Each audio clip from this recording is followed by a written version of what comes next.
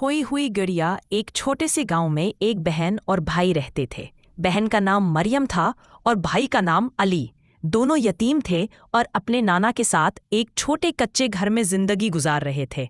गुर्बत थी मगर दोनों की हंसी खुशी में कभी कमी ना आती। मरियम के पास एक पुरानी सी गड़िया थी जो उसकी माँ ने बचपन में उसे दी थी। वो गड़िया मरियम के लिए सिर्फ एक खिलौना नहीं बल्कि उसकी माँ की यादगार थी।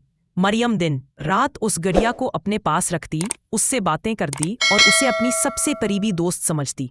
एक दिन अली और मरियम खेलने के लिए गांव के मैदान में गए।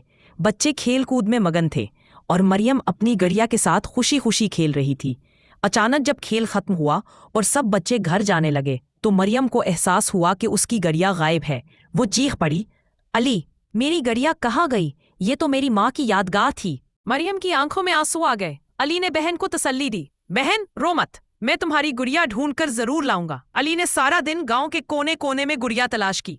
कभी किसी के खेतों में जाता, कभी नदी के किनारे ढूंढता, कभी कचरे के ढेर को खंगालता। वो खुद भूखा रहा मगर अपनी बहन के आंसू देखकर हार न मानी। रात होने लगी, अंधेरा छा गया। अली की आंखें थक गई मगर दिल हारा नहीं। दुआएं करता रहा कि किसी तरह मरियम की गुड़िया मिल जाए।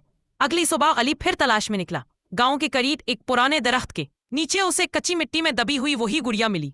मिट्टी से भरी, फटी, पुरानी, मगर वही गुड़िया थी। अली ने खुशी से चिल्लाकर कहा, मरियम देखो, मैं तुम्हारी गुड़िया ले आया। मरियम की आंखों में खुशी के आंसू आ गए।